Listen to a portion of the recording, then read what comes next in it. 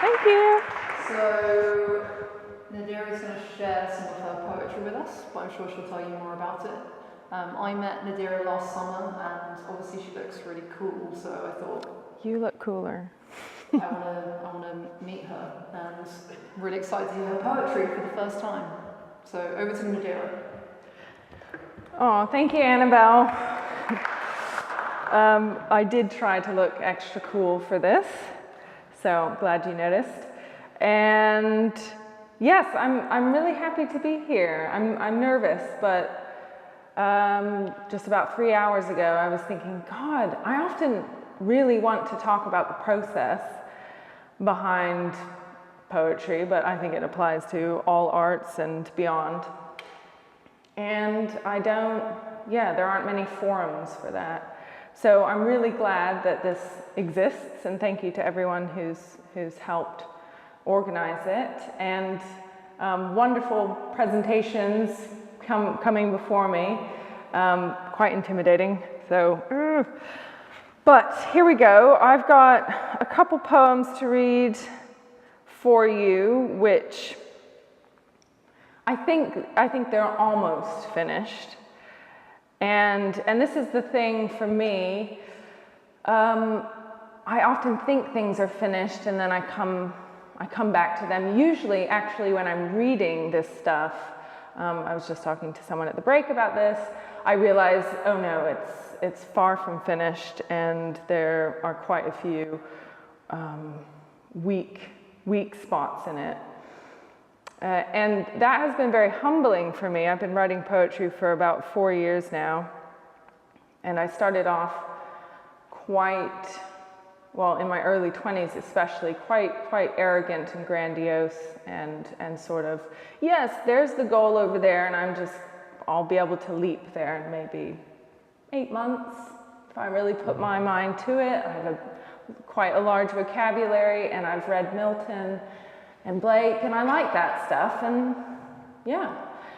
And then I started to apply myself, and the distance between me and the goal just widened exponentially. It was just like zooming away from me as I realized, oh God, this is really, really, really hard stuff.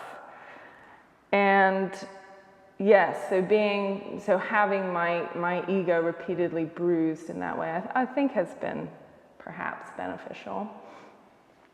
So that's been part of my process so far.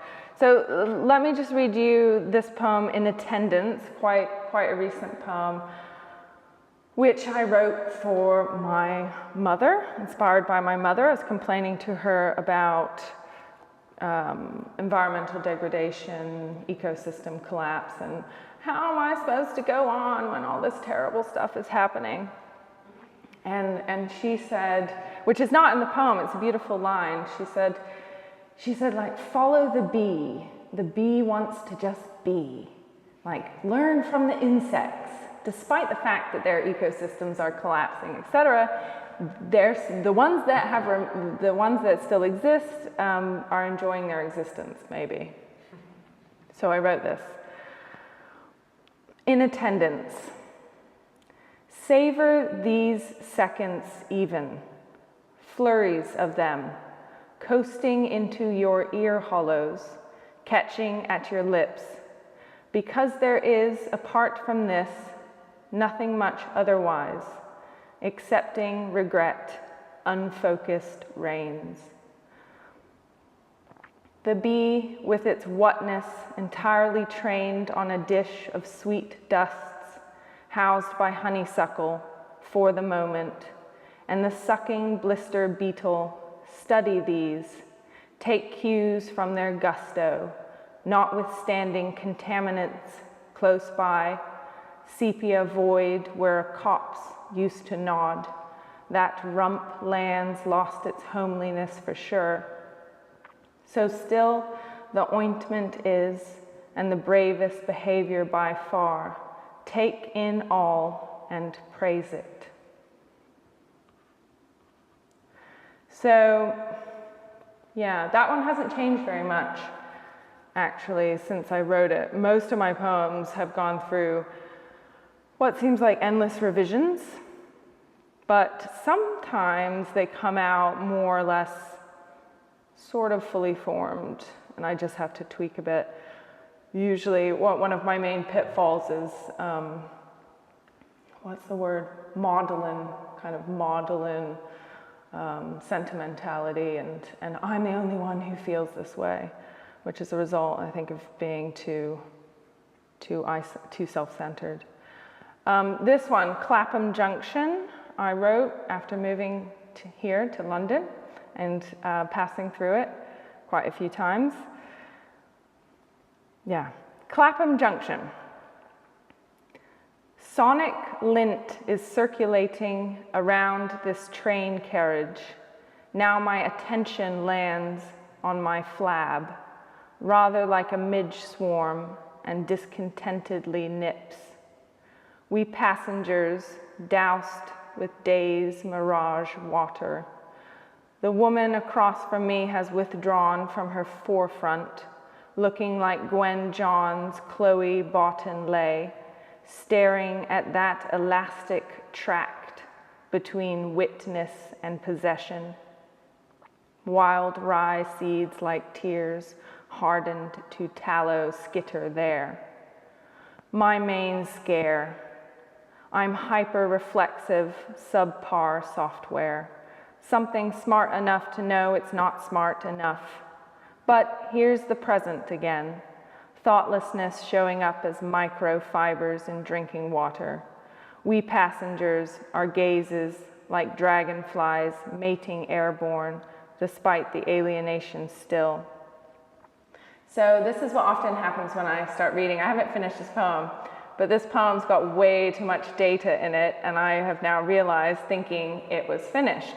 So it is unfinished, and it leaps around too much, and I think there are too many animals in it, slash insects. So good, thanks for that. I'll just finish it. As now we're pulling in, as now we're slowing down, this disease of unbelief becomes a little less. Even if nothing works out, I've written about the recess. So yeah, this next one's a bit simpler. And in terms of process, I used to just write directly onto my computer, usually high on caffeine, sunlight flooding in, just feeling, after having read some fantastic poetry like Emily Dickinson. And I found that, and also I've just gotten better at seeing what's actually coming out, but I found that's dangerous because I can convince myself it's amazing. Whereas, so I've been trying more these days to not really compose. Yes, I suppose compose as I'm just out and about, and it's usually scraps because I don't have time to fully think more than one image through. But there's something about being in public space and just around people that helps with the objectivity and being able to spot the bad stuff. So this one I actually was sort of saying under my breath on the tube, and this is what I got. It's the title is a question mark. I don't know what I am. That black passion fruit, the soul, allows no complete cutting through. Countless in the soup are its blacker seeds too, beyond the face getting faultier, more and more like a mask to be put away. I don't know what I am. Do you? Okay, and now this one's a bit scary, so sorry for that. In advance, it's called First. Love arrived at a gallop, sweat laminated with a mane, a nighttime textile plaited with lilac smell. I lowed for stasis, but there was a rider also, clamped to the thing's back, equally exotic to me, though his face was bottle flies, and he wouldn't stop kicking with his ticking spurs, and he wouldn't stop with his jealous crop, incising the hot haunches beneath him. What was his name? I've learnt its latency well, loss. And this one, finally, I've read actually here, I think, maybe not. It's called Resurrect. And I wrote it for a small poetry festival. They rejected it, but they asked for something hopeful. So I wrote this. Resurrect. What stealthy business is budding here as we snore, and green tinseling what winter monotonized?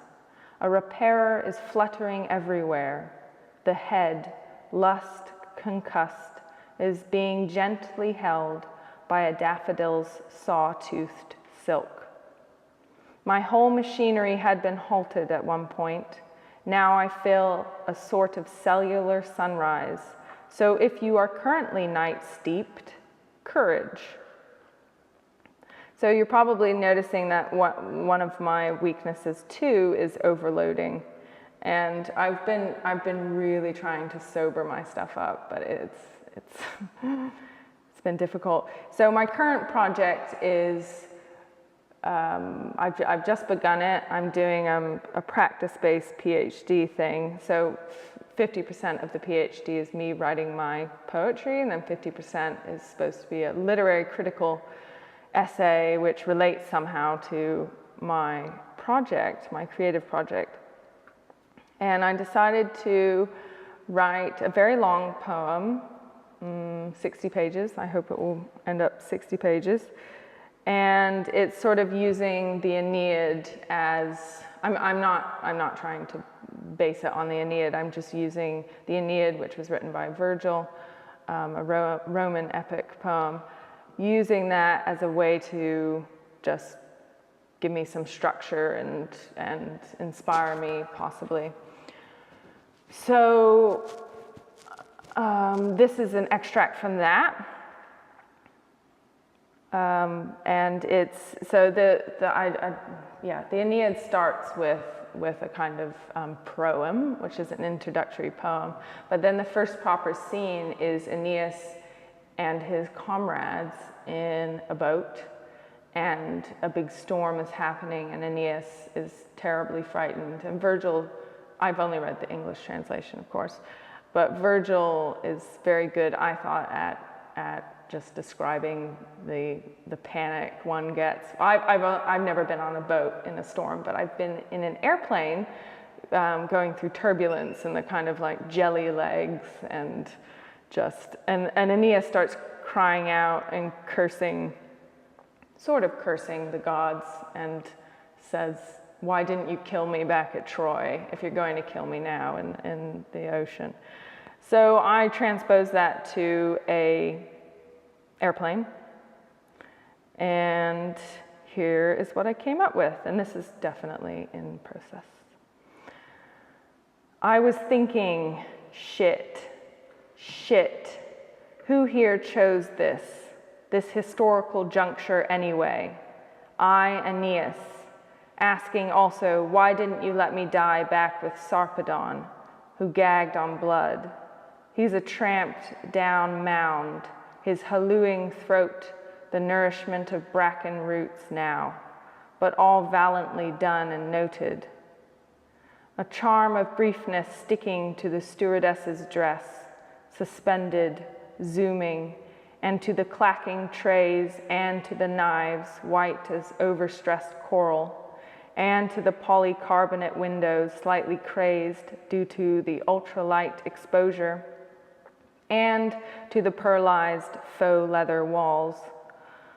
I was tapping a see-through cup with moist finger pads, any familiar city diagrams 100 or so kilometers behind, as jet streams mixed with aurora wand light clunked the fuselage, our speeding cabin, in a way that felt malevolently crosswise. I've never read this out before, in a way that felt malevolently crosswise. The canal corridors cut into sandbar, attenuated December. I was sitting there, my legs feeling like flea circuses because I was so scared, and a sort of sleet circulating about my trunk, whilst ahead the bright manes of Helios's horses just coming into view, indexing that next thing, the god's car of blue. And yeah, so yes, this has been a humbling night as usual.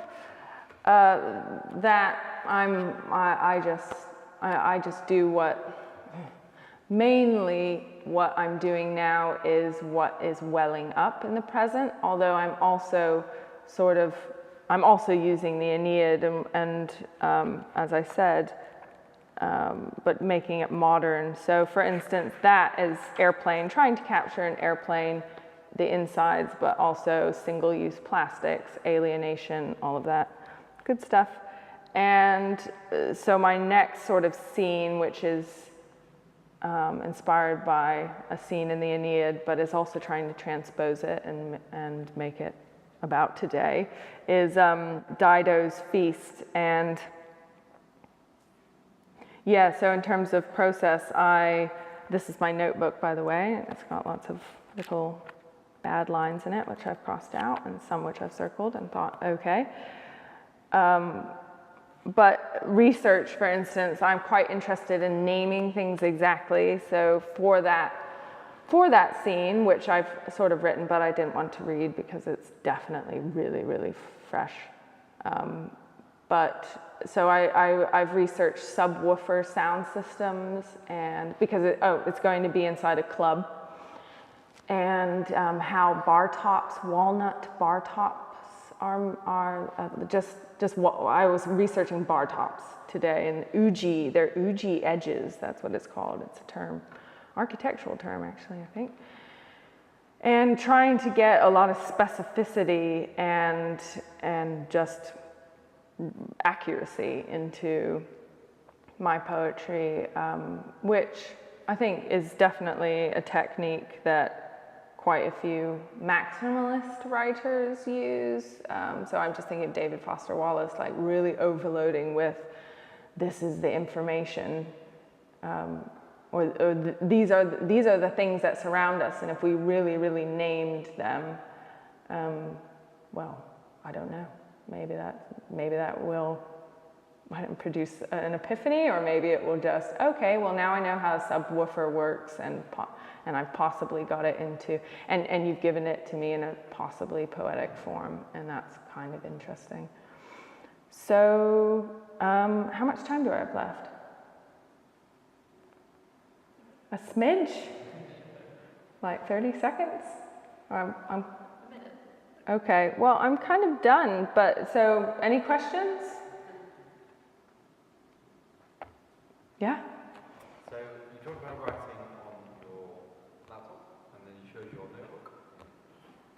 For me, I've always felt there's a difference in the thought process when you're writing physically by hand versus typing. Which do you do, and how do you find that impacts your thought process, your creative process? Yeah, great question. So I've always been a bit ashamed that I mainly write onto the screen, and I think there's this sense of provisionality when I'm writing on the screen, so I can get away with bad lines. I just think, yeah, well, there's just a fluidity. There's a sense of fluidity and unreality there, even though it's subtle, which doesn't help, I don't think. So I've been trying to write more onto paper, and I don't think it's a massive difference. But yes, we've been trying, as I said, about kind of composing as I'm going along, or thinking, oh, how does that tree look? Oh, it looks like this. I'm kind of getting a metaphor, and then writing it down, whereas I used to in the past sort of try to keep everything in my head, and then it was like, only when it's 9 a.m. and I have my computer in front of me do I let stuff out. So I've become much messier and freer, I suppose. Yeah, on paper.